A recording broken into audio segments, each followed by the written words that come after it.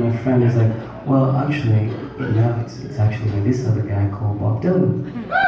And so I said, no, you're obviously wrong. I've listened to this all my life. I would kill you. It's a Guns N' Roses song. And he's like, no, it's not. So we fight for a while, and I always think about this moment and that fight we had, and sort of compare it to, the Western world here. It's like out here, if you have a fight about something, you just sort of pull out your phone or Google, and you're like, oh, I guess you're wrong, right? End of the story. But that was never really a thing back home, so you just fight over months. It's just fighting with no information at all. It kind of reminds me of America these days.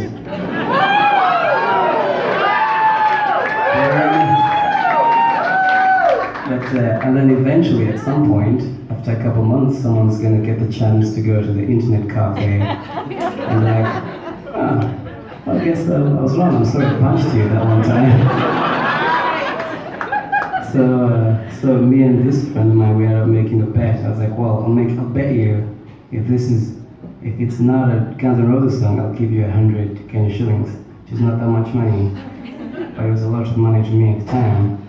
So we made the bet, and after a while, I went to the internet cafe to investigate, and alas, I was wrong for the first time ever.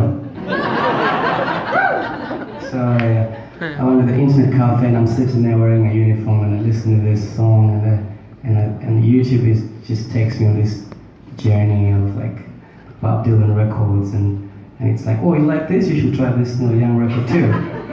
YouTube does that, and so I spent a lot of my teenage years sort of just absorbing folk music. And then I think around that time I was like, I think I know what I'm going to do with my life. I'm going to move to America, and I'm going to be a folk singer.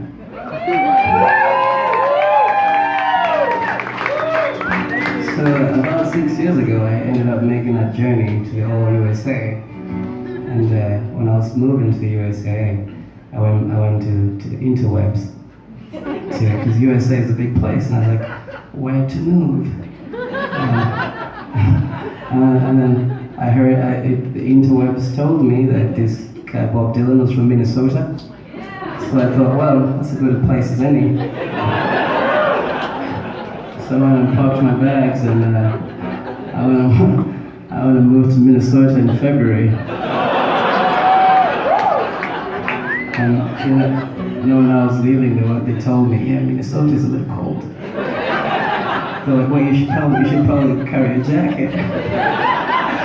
So I was like, oh, fine, I'll carry a jacket. So I carried my jacket, and I had my suitcase on, and I had like a book full of songs. I'm like, I'm gonna go out there, I'm gonna be a folk singer. And I get to Minneapolis, and I walk out of the airport, and just walk right the fuck back. Just 2 steps in, 2 steps out. And I had my jacket on. I remember thinking, that's not cold. That's a bloody punishment. Like, all my sins have finally caught up to me.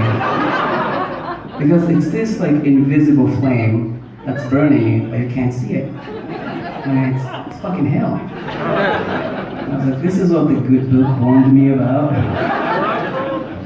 Anyway, when I was able to talk myself into facing the bitter winters of Minnesota, I went out there and picked up the guitar, and I learned some Dylan songs and some Neil Young songs, and I started playing open mics in Minneapolis. And sometimes in these open mics, people are a bit loud because they don't know who you are.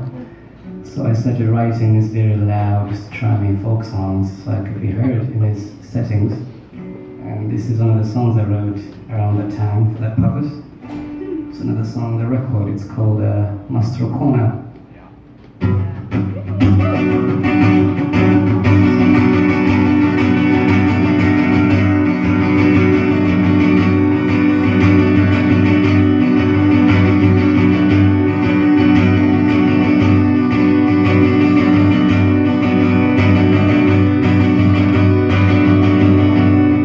Master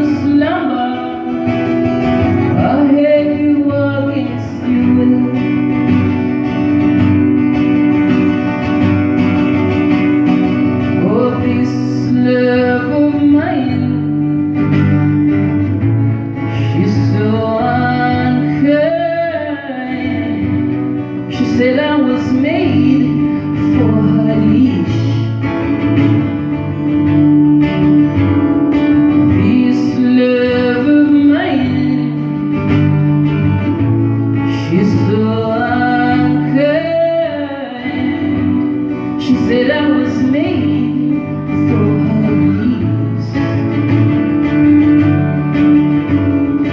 This love of mine,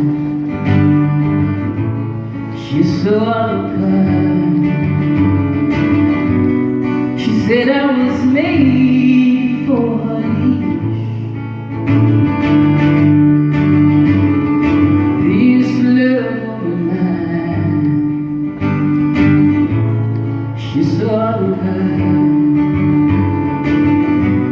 She said I was made for her knees.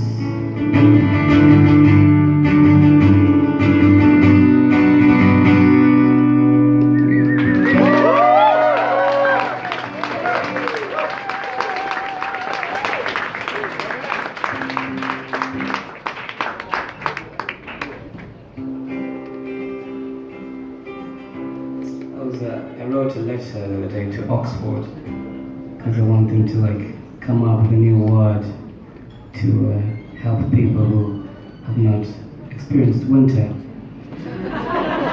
Conceptualize cold. When you say cold, I know what cold is.